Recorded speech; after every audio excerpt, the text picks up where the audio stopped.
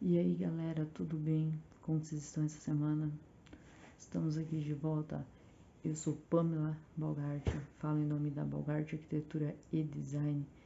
Estamos aqui essa semana novamente, conforme prometido, para dar para vocês as 10, isso mesmo, 10 erros cometidos durante a construção que podem te causar prejuízo, te causar muita perca de dinheiro, tá? Pega a caneta, corre lá, anota, tá?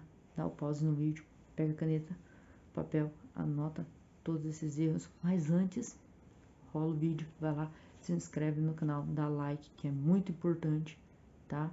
Recomenda para os amigos e depois que você assistir todo o vídeo até o final, você vai lá nos comentários e comenta para mim, que eu quero saber qual desses erros você já cometeu durante alguma obra sua, o que aconteceu, como que você resolveu, se você não resolveu, tá? E não se esqueça, sempre lá nos comentários, deixa lá o que você gosta, deixa a opinião, o que você quer saber, tá bom? Isso é muito importante pro canal, tá? Então, bora lá falar dos 10 erros cometidos durante a construção que pode lhe causar muitos erros, muitos prejuízos, tá bom? Então, vamos lá. E o primeiro erro é não utilizar verga nem contra-verga nos vãos de janela e porta. Não utilizar verga contra verga, utilizar verga contra verga nos vãos de janela e porta. Mas Pamela, o que é verga contra verga? Calma, calma, meus amigos. Eu vou te explicar o que é isso. Verga. Sabe aquela coluna, normalmente, que vai sobre o vão da janela ou da porta, quando estamos construindo? Então, essa se chama verga. Aquela que vai embaixo da janela se chama contra-verga. E ela é muito importante. Sim, ela é muito importante, pois ela ajuda a segurar a estrutura e o vão. Sim, ajuda a manter a carga do vão ali, tá? Porque muita gente não põe, por quê? Porque fica caro utilizar, o construtor não põe para diminuir custo, mas ele vai vir um prejuízo depois. E que prejuízo? Eu vou te explicar qual prejuízo. Sabe aquelas trincas de 45 graus que às vezes aparecem embaixo das suas janelas? Ou às vezes 35 graus, 45 graus em cima das suas portas, aquelas trincas horríveis. Então, são aquelas trincas que começam a causar. E aí é um problema para se resolver. Por quê? Porque você não colocou quando estava construindo lá no começo. E aí é um problema gigantesco para você resolver depois que a casa já está pronta. Além do que, você não colocando isso, principalmente na parte de baixo da sua janela, elas podem entrar umidade para dentro da casa. E você já sabe quando entra umidade o que causa? Causa mofo. E mofo é uma coisa horrível depois também de fazer o tratamento. Então corre lá, se você já estava no comecinho da sua obra, corre lá, vai lá pro seu consultor, pro seu pedreiro, vê se ele colocou a verga e a contra-verga. Isso antes de rebocar. Isso aí você tem que ver antes do reboco. Depois que rebocar, não tem como você saber se colocou ou se não colocou, tá? Se ele não colocou, dá um puxão de orelha nele lá, briga com ele, manda ele pôr, tá? Então, essa é a minha primeira dica que eu tô te dando para você não ter prejuízo depois, tá bom? Então vamos para nossa segundo erro cometido e que na minha opinião é um erro muito grande e que muita gente faz sem querer, tá? Gente, eu vou pedir desculpa que como aqui a gente não tem ainda pronto sistema de acústica, a gente está tendo muito barulho dos vizinhos. Então provavelmente vai ter algum barulhinho de fundo, alguma coisinha de vizinho fazendo barulho, que eu acho que, se eu não me engano, ele tá cortando grama, tá fazendo reforma na casa dele. E tem barulho de máquina. Então peço muitas desculpas se isso sair no áudio aí, tá? Tá bom? Mas voltando lá. O segundo erro, que é não impermeabilizar a viga baldrame, nem a fundação. Cara, isso é um erro muito grande, que é, como assim não impermeabilizar? Sabe aquele impermeabilizante preto que parece um piche? É aquele impermeabilizante que todo mundo não, que normalmente o construtor não usa para não encarecer, porque ele é caro. E às vezes até mesmo você, quando vai construir sua casa, não usa porque fica caro. Isso te dá um prejuízo depois. Por quê? A sua fundação e sua viga baldrame, ela fica em contato direto com o solo. E o solo, ele tem umidade, tá? E aí, o que acontece? Acontece uma coisa que acontece na construção civil, que nós, arquitetos, engenheiros, chamamos de ascensão por capilaridade ou umidade ascendente. Ah, mas o que é isso? Um exemplo claro. O solo, ele é úmido, ele tem a umidade que tem o solo. Ele vai subir para sua viga baldrame, para sua fundação, e vai pegar. Não está impermeabilizada, ela vai subir, vai criar umidade nela todinha. Ela não vai parar ali. Ela vai subir para sua estrutura da casa. E aí ela vai subir para o seu rodapé. Ele não vai parar no seu rodapé. Dali a pouco, aquela umidade, ela vai passar para cima do seu rodapé e ela não vai parar ali. Porque normalmente a umidade, ela pode chegar até 1 metro de altura. Chega até 1 metro de altura. E aí o que vai causar? Vai te causar mofo, vai te causar umidade, aquelas manchas horríveis na parte interna ou até mesmo externas da casa. E aí, para resolver, meu amigo, é um problemão, porque não adianta você ir lá, raspar, pegar um impermeabilizante que você compra lá, que é base d'água, passar, pintar de novo. Não, porque aquilo lá não sai fácil não. Você vai pintar de novo, raspar, pintar, daqui uns 6 meses, mano, ele volta, você tem que fazer tudo de novo. 6 meses, volta, faz tudo de novo. E aquilo vai ficar aquilo lá que nem murrar, é uma umidade eterna. Você não se livra daquilo ali de jeito nenhum, tá? Então, vamos fazer direitinho do começo, faz a impermeabilização, tá? Porque para resolver depois, eu vou te dar uma dica. Para você que não impermeabilizou, já ocorreu na sua casa, como que você vai resolver? Você vai resolver da seguinte forma. Você vai chamar o seu Zé, o pedreiro. Fala, seu Zé, você vem aqui, ó. Tá vendo aqui a impermeabilização ali, ó? Tá vendo aquela umidade ali, ó, que deu? Você vai fazer o seguinte. Você vai arrancar todo o meu reboco até 1 metro de altura. Da parte interna e externa da casa. Isso, você vai ter que mandar arrancar todo o reboco da sua parede. Quando ele chegou ali no tijolo, você vai comprar um impermeabilizante que você não quis comprar lá no começo. E vai mandar impermeabilizar aquela parede. Aí ele vai impermeabilizar, vai esperar secar e vai rebocar toda a sua parede de novo. Você vai fazer o processo de impermeabilizar para poder pintar, passar massa e pintar. Ou seja, você vai gastar 2 vezes. Olha o prejuízo que você ter. Se você tivesse feito lá na primeira vez, você não ia ter esse prejuízo agora. Então, faz jeitinho, impermeabiliza no começo para você não ter prejuízo depois, tá bom? Tá legal? Entendeu? Então faz impermeabilização no começo pra gente não ter problema depois. Vamos para o erro número 3, que esse é um erro que o pessoal comete e depois dá uma briga, dá uma confusão, você não tem ideia, que é basear o cronograma da obra com a agenda da equipe de obra. Ah, bom, mas como assim?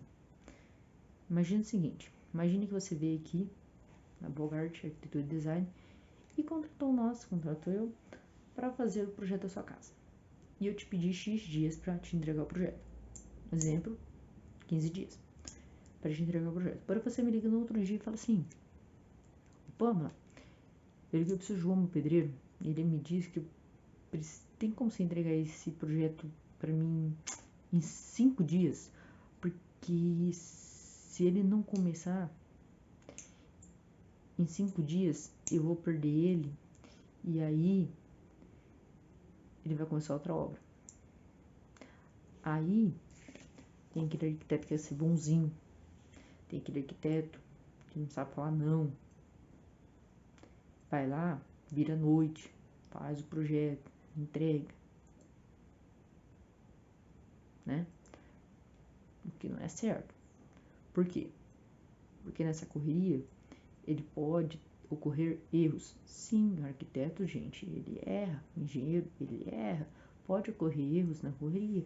Por quê? Porque muitas vezes ele não pega só um projeto para fazer, ele pega 2, 3. Então, ele ocorre algum errozinho, uma coisinha assim, principalmente quando você tem que fazer correndo ali, tá? Aí, eu te pergunto mais uma coisa. Como que o seu João te passou o preço de quanto que ele vai te cobrar para fazer a tua casa, sendo que ele não tem um projetinho na mão? Ele não sabe o tamanho, ele não sabe o tipo de telhado, ele não sabe as especificações de como que vai ser os detalhamentos, ele não sabe o piso que vai ser colocado, a especificação do piso. E aí? Porque o piso é o seguinte, dependendo do piso, tamanho, especificação do piso, ele precisa de uma mão de obra específica. Ele muda o preço dessa mão de obra. E aí? Ele pegou, o que, que ele fez? Você explicou uma coisa para ele arredondou e jogou um valor aí, arredondou e passou para você. Aí o que, que vai te acontecer depois? Vai te acontecer um prejuízo e você vai ficar bravo. Por quê? Porque vai começar a aparecer para você aditivos. Vai começar a aparecer aditivos. Você vai falar assim, eu não sabia que era esse piso, então, para colocar esse piso, o valor é mais caro. Não sabia que o telhado era assim. Não sabia disso, tem que cobrar mais tanto. Ou acontece, tem um erro aqui do projeto que é o erro do arquiteto. Aí você vem, briga comigo, briga com o arquiteto que fez, né?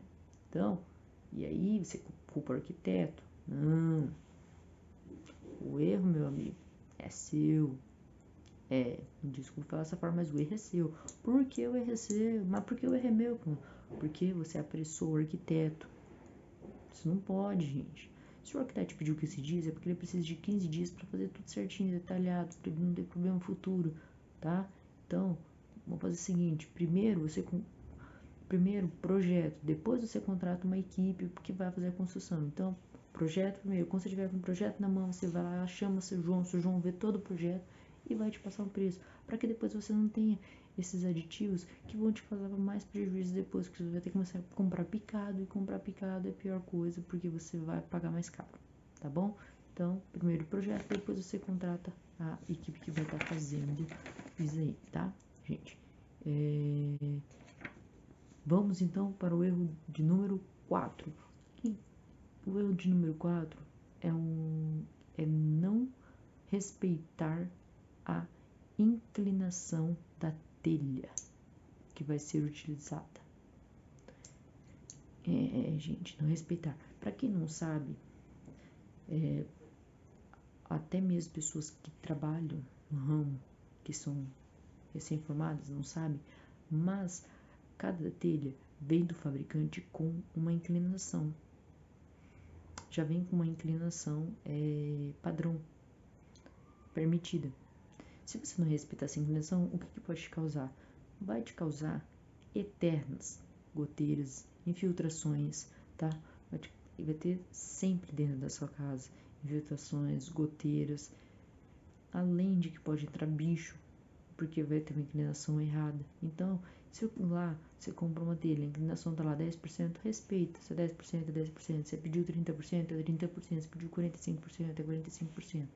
Então, se você chegou lá na obra e fala assim, João, chegou no partilhado já. João, qual vai ser a inclinação do meu telhado? A inclinação a gente vê na obra. Não, pelo amor de Deus, seu João, você errou é feio. Nem pensar. Você vai ver qual que é a telha que o seu cliente comprou, seu João. E aí, se o senhor não sabe, o senhor vai olhar, pesquisar, ver qual que é aquela inclinação, ligar lá onde comprou, perguntar pro vendedor, porque o vendedor tem que saber também. E respeitar aquilo lá. Pra quê? Pra que não tenha, porque aí, se você não respeitar, vai ter goteiras eternas. E aí, gente, pra resolver problema de goteira e infiltrações, só tem um jeito. Arranca o telhado e faz de novo. Não tem essa, vamos resolver ali, põe uma manta, vamos pôr uma calha, um rufo. Não, que vai continuar, vai ter infiltração, vai ter entrada para bicho. Não, arranca o telhado todo e faz de novo. É o certo, tá? Então, um exemplo, vou dar um exemplo para vocês entenderem. A telha de fibrocimento, que é normalmente usada para fazer telhados escondidos, que são aquelas telhados de platibanda, que é aqueles telhados que tem aqueles murinhos em volta da casa, aqueles murinhos em volta. Então, aquelas telhas, elas têm uma porcentagem de 10%. O que quer dizer isso? Quer dizer que a cada 1 metro, ela tem que subir 10 centímetros, certo? Se eu tenho um telhado que é 10 metros, ela vai subir 1 metro a telha. Mas, Pamela, como que assim você faz essa conta? Eu, quando vou fazer uma platibanda, quando vou fazer um projeto, eu gosto de fazer a platibanda no máximo, numa altura de 1 metro, 1 metro e 10 estourando, tá? Porque eu não gosto de platibanda alta demais, porque eu acho que ela fica muito enxuta, fica muito grosseira, e eu acho que fica feio. Isso é o que eu penso, mas, tá? É uma questão de estética que eu gosto, de estética minha. Então, quando eu vou fazer, eu faço muito meus cálculos e, além disso, eu tenho que pensar que além da telha tem rufo, que vai sobre a telha, e a pingadeira. Então, tem que calcular muito bem para que isso fique dentro de 1 metro. Ah, tá. Eu fiz o cálculo, mas devido meu telhado ter 15 metros de distanciamento e tal, eu fiz aqui um cálculo, 15 metros, 20 metros, me deu aí uma altura de platibanda de 1,5 metro, 2 metros. Como que eu faço? Vai ficar horrível, meu Deus, o que eu faço? Calma, procura uma solução. Faz o quê? Faz 2 águas, 3 águas, né? Para que fique dentro da altura de 1 metro e você consiga fazer uma coisa bonita, esteticamente bonito, tá? Existe, é só aumentar uma água, 2 águas, vai ficar legal. E isso da inclinação serve também para as telhas de cerâmicas, que são aquelas telhas que ficam aparentes, tá? As telhas de cerâmicas, vamos supor, você comprou uma telha de cerâmica para colocar, ficar aparente, e vê especificado lá que é de 30% a inclinação. Porém, o seu construtor falou, não, vou colocar de 20% porque fica esteticamente bonito. Pelo amor de Deus, não. A gente vai trabalhar com estética, mas dentro dos padrões. Vamos ter esteticamente, sim. Vai ficar esteticamente bonito, sim. Mas esteticamente bonito com 30% também. Não precisamos diminuir os 30% do caimento, diminuir isso aí, para que a gente tenha estética, tá bom? Então vamos fazer certinho para que você não tenha prejuízo depois e você que pague o papo. Tá bom? E o quinto erro é não se atentar ao gabarito e à marcação da casa, do seu terreno. Esse é um erro principal que já começa no começo da obra e aí ele pode acabar com toda a obra. Por quê? Logo no começo, quando a gente vai fazer, a gente vai lá, pega linha, pega estaca, pega os quadros, tudinho, vamos fazer o quê? A marcação da casa, vamos fazer as medições, fazer a marcação, né? E isso aí é um momento muito crítico, porque se você errar qualquer coisa, você acabou com toda a casa. Não, se você fez errado, vai ficar uma parede torta, e uma parede torta depois esteticamente fica horrível. Imagina você ter uma parede torta ali, uma parede que não encaixa com a outra, e aí como você vai fazer? Aí você vai ter que tentar consertar de um jeito pro seu cliente, para quê? Porque o certo depois seria derrubar, você não vai querer. O certo seria derrubar tudo, desde o baldrame, tudinho, fazer tudo de novo. E aí, quem vai pagar com esse prejuízo? Você? Seu cliente vai ficar pula da vida com você. Então aí você vai ter que procurar uma solução que é consertar, aumentando um pouquinho outra parede, reboco, procurar soluções para fazer esse conserto, que são esteticamente horríveis. Fora que depois, quando você for colocar o piso, vai ficar pior ainda. Por quê? Porque tem um recorte dos pisos. E esses recortes dos pisos vão aparecer nos cantos, nos cantinhos vão ficar os recortezinhos, vão ficar filetezinhos que são horríveis, que vão aparecer. Isso é horrível. Então, muito cuidado com a marcação. Isso tem que ter um extremo cuidado. O arquiteto tem que estar ali no pé do mestre de obra quando for fazer, junto com o engenheiro ali para fazer essa marcação, tá? Medir uma, duas, quantas vezes forem necessárias para ter absoluta certeza e colocar no esquadro certinho para que não tenha nada torto, tá? Por quê? Tem alguns casos que o terreno ele é um dos lados, o próprio terreno é meio na diagonal, o próprio terreno. Bom, mas aí é o caso que o terreno, e aí o arquiteto junto com o cliente resolve aproveitar isso aqui e seguir com essa parede, a parede da casa, mas aí é um caso dele, junto com o arquiteto, que ele vai incorporar alguma coisa, um efeito, uma fachada orgânica, mas é uma coisa que está fazendo, o arquiteto junto com ele está fazendo de propósito, não é uma coisa que ele fez ali sem querer, um erro, tá? É uma coisa que foi feita de propósito para dar esteticamente e ficar junto com o terreno naquele caso, tá?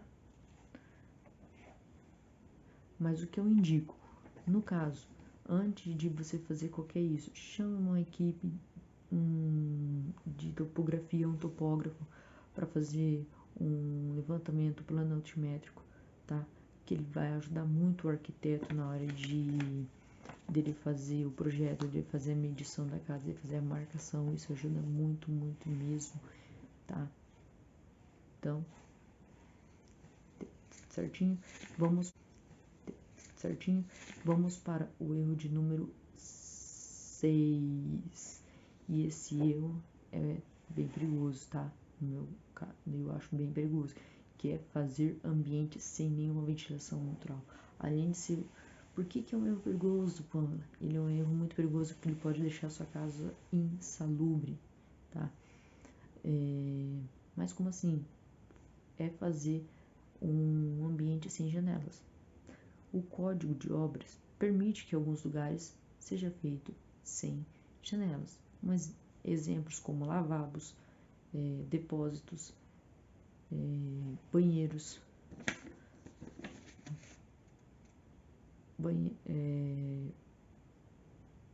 despensas, né? No caso de banheiros, você pode usar kit vento ou exaustor. No meu caso, eu não gosto muito porque kit vento ou exaustor, por mais que você use, o banheiro é um lugar muito úmido e ele não ajuda tanto com a umidade. Então, mas é um caso que não tem como colocar, a gente opta por isso aí e também pode optar, se tiver com, no caso, uma outra opção que eu vou falar um pouquinho ali na frente, que também serve para outro ambiente, tá? Mas o código de obras, ele é bem específico quanto a isso. Fora isso, todo e qualquer ambiente tem que ter janelas, tá? Tem que ter entrada para ventos, para ventilação natural. Ou se não tiver janela, tem que ter aquelas portas grandes, pode ser aquelas portas de vidros grandes que dão para um jardim ou que dão para uma garagem, para algum lugar, também serve, é um caso. Pode ser, tá? Pamela, mas na minha casa eu tenho um quarto que ele não tem nenhuma janela e tal. Não tem porque foi mal projetado, tá? Me desculpe dizer, mas foi mal projetado, porque nós, arquitetos, quando estamos projetando e percebemos que um dos ambientes vai ficar sem nenhum tipo de ventilação natural, nós temos que realocar os cômodos, temos que girar a planta, temos que mexer nos recuos, temos que diminuir às vezes o tamanho de alguns cômodos, achar formas para que a gente possa colocar janelas ou portas que possam fazer ventilação natural, uma ventilação cruzada, algum tipo de ventilação para dentro da resistência, tá? Em última instância, quando não tem como, a gente faz uma abertura no teto, que é o caso da gente fazer, que a gente chama de uma claraboia, tá? Que é uma nossa última opção quando não tem como, mas nesse caso a gente usa muito mais a claraboia quando é em reformas, tá? Que pode ser no caso que não tem como colocar nenhuma janela, tá? E vamos para o erro de número 7. E eu acho que assim, esse erro tem um pouquinho de perigo, tá? Que é quando as pessoas põem revestimentos em cima de infiltrações. As pessoas vão lá e põem revestimentos em cima de infiltrações. Existem dois casos. Existe o caso quando a pessoa tem uma infiltração no piso ou em lajes. Quando a pessoa vai fazer na laje, ela quer deixar aquela laje, pensa a casa e quer deixar aquela laje, o jardim lá em cima, ou uma laje lá em cima, para que depois ela possa tomar um banho de sol, tudinho. Ela vai lá e mete um porcelanato, alguma coisa lá em cima. Viu aquela umidade, falou, vamos meter o porcelanato para esconder e tal, porque ele já é mais poroso, ele recebe mais umidade. Os encaixes dele, por ser quase nulos, né? Quase nulos, você não precisa utilizar rejunte, o que no meu caso eu acho errado. Tem que pôr rejunte sim, deixa ali 1 milímetro, põe rejunte, apesar de que o rejunte ele não é impermeável, então por ele vai entrar a água, vai entrando, até a hora que vai soltar aquele piso, vai te trazer problema, né? E tem quando se põe os revestimentos em fachadas, principalmente fachadas de prédio, né? O síndico, o construtor viu que tá tendo uma umidade ali, lá, no exemplo, no 7º andar, mandou revestir todo o prédio, não se importou em tratar aquela umidade, descobriu o porquê daquela umidade e mandou simplesmente revestir a fachada do prédio, sem problema nenhum. Só que lá no 7º andar entrou pelo rejunte, tudinho, tá começando a entrar. Dali a pouco soltou lá do 7º andar e cai na cabeça de alguém. E aí? Machuca alguém. Olha o perigo, tá? Então não faça isso, não. Trata primeiro, descubra por que tá tendo aquela infiltração, para depois você fazer a colocação desse revestimento. No caso, se você vai fazer numa laje, isso aí, vou te dar uma dica bem legal, tá? É bem rapidinho, que é assim. Você faz um caimentozinho bem legal, tá? Bota uma manta asfáltica por cima, faz um contrapiso e depois põe o piso que você escolheu. Vai ficar show, vai durar por muito tempo, muitos anos, tá? Vai ficar muito, muito bom, tá? Para você. E vamos para o erro de número 8, galera, que é pintar sua fachada direto no reboco. Gente, muita gente faz isso. Muita gente faz isso em casas e principalmente em prédio. Por quê? Diminui custo. E vocês vão ver que para depois que diminuir custo, isso aí vai te custar caro. Por quê? O reboco ele é feito de areia e cimento. E areia e cimento, eles são porosos, ou seja, a água vai infiltrar, vai ter infiltração da água, a água vai indo, vai passando, vai passar por eles e vai chegar até a sua pintura. E aí vai começar a dar aquelas manchas horríveis. Você vai me ligar e falar assim, Pamela, eu tô com umas infiltrações aqui, e não é aquelas infiltrações que no rodapé que você falou no vídeo, no começo não. Umas infiltrações de fachada que deu no meu prédio lá no alto, cara. Eu não sei o que fazer. Tá? Isso aí foi porque você não impermeabilizou, você não tratou primeiro a sua parede antes de você colocar a pintura. Você tinha que ter feito o tratamento, a impermeabilização da parede antes de você colocar ou fazer a pintura, tá? Normalmente o construtor faz isso para economizar, às vezes o próprio cliente faz isso para economizar e depois você, o cliente, vai pagar o pato por isso. Então, faz o tratamento certinho primeiro, tem que fazer primeiro tratamento, existe massas, tá, preparatórias para aquilo, tem selador para passar antes, então procure essas massas, procure o selador, né, o seu pintor pode recomendar, seu arquiteto pode recomendar, faz esse tratamento e depois passa a pintura, vai durar muito mais tempo, tá, a sua pintura, tá. E vamos para o erro de número 9, gente, que é não fazer a tabica de gesso quando você não tem laje na sua casa. Bom, na verdade eu indico fazer tabica de gesso também quando você tem laje na sua casa e é pelo mesmo motivo que eu vou explicar agora, tá?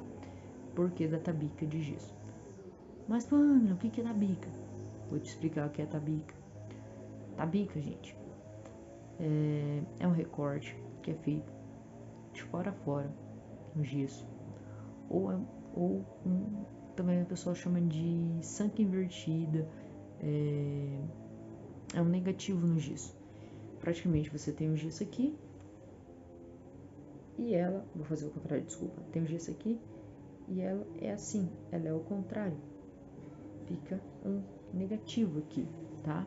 Mas por que é feito isso aí? Vou te explicar o porquê. Entre o telhado e o gesso há uma troca de calor muito grande, tá? E essa troca de calor pode causar trincas no seu gesso, tá? Por que causa essas trincas? Porque as paredes, elas dilatam e retraem. Esse serviço de dilatação e quando retraem, causa essas trincas. Então, a gente faz essas tabicas para que quando ocorra isso, as trincas fiquem dentro das tabicas. Quando ocorrer as trincas ocorram dentro dessa tabica e não corram para a face do seu gesso, tá? Por isso que você pode ver, quando fazem laje, também fazem tabicas. Para quê? Para que não ocorra essa trinca no seu gesso, tá? Então, é uma forma de do seu gesso durar mais tempo, é você fazendo essas tabicas, fazendo essas sancas invertidas que fazem-se ao longo de todo o gesso. Ela é feita em toda a extensão do seu gesso, em todos os cantos, tá bom? Então,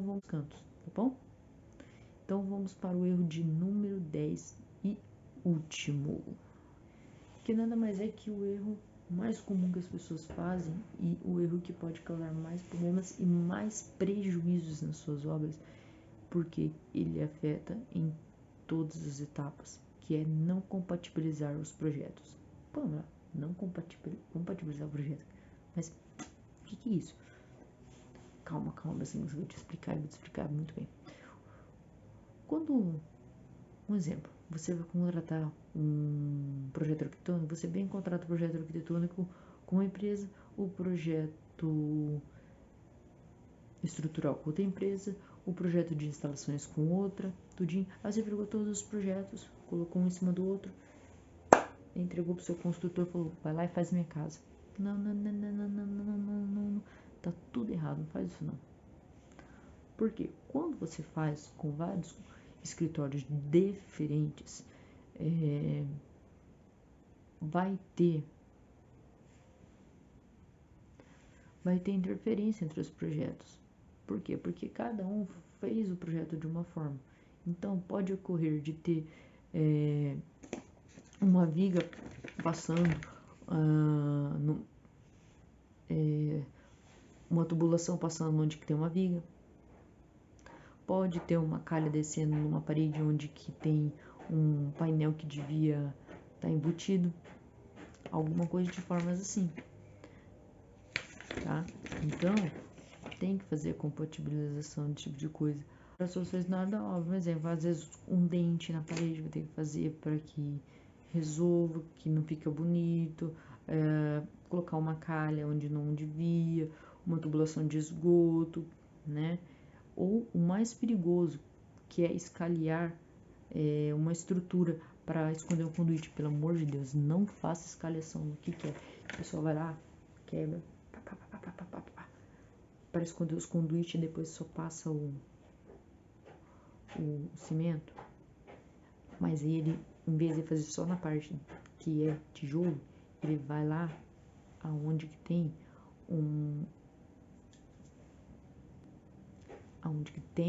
uma coluna. Pelo amor de Deus, não faça isso, isso é um perigo. Você mexeu numa coluna, aquela coluna não é para mexer, não é para escalhar, tá? Então, tem que fazer a compatibilização certinha dos projetos, que nada mais é o que você vai pegar, que a gente chama de, vai fazer o projeto executivo. O projeto executivo nada mais é que vai pegar todos os projetos, juntar, colocar um em cima do outro e vai começar a ver o que eles têm de diferentes, ver quais as diferenças e vamos ajustar todos os projetos de acordo com um projeto só, de forma que no projeto executivo todos os projetos batam e fiquem iguais, não tenham nenhum. Então, na hora que você for contratar um arquiteto, ele vai fazer orçamento, você fala assim, ó, já põe aí que eu quero pôr meu projeto executivo, porque eu não quero dor de cabeça depois, durante a obra, e não quero gastar, tá? Por quê? Porque essas coisas têm que ser resolvidas em projeto, no papel, não na obra. Obra não é lugar para resolver essas coisas. Essas coisas têm que ser resolvidas enquanto estão no papel, tá? Gente, temos que entender isso, não na obra. Ah, mas Pausa, acontece problemas na... Acontece, a gente tem que às vezes resolver, mas esses problemas de interferência têm que ser resolvidos ainda em papel e não em obra, tá bom? Então, faz a contratação, faz o projeto executivo bonito como tem que ser, para você não ter problema futuro, para você não ter gastos futuros, tá bom? Bom, gente, esse é o vídeo de hoje. Espero que tenha ajudado vocês a esclarecer. Se vocês tiveram dúvida, deixe os comentários aqui que eu vou tirar a dúvida de vocês. Entra lá no nosso Instagram, vou colocar algumas dicas, algumas coisas de decoração para vocês, algumas tendências, tá? E espero vocês semana que vem com algumas outras novidades, algumas dicas, tá? Se vocês têm alguma ideia do que vocês querem, tá? Põe lá, manda no Instagram, pode mandar no direct se vocês tiverem dúvida, qualquer coisa, eu vou estar à disposição, pode mandar no WhatsApp para mim, tá bom? Um beijo e até a próxima. Tchau, tchau, tchau.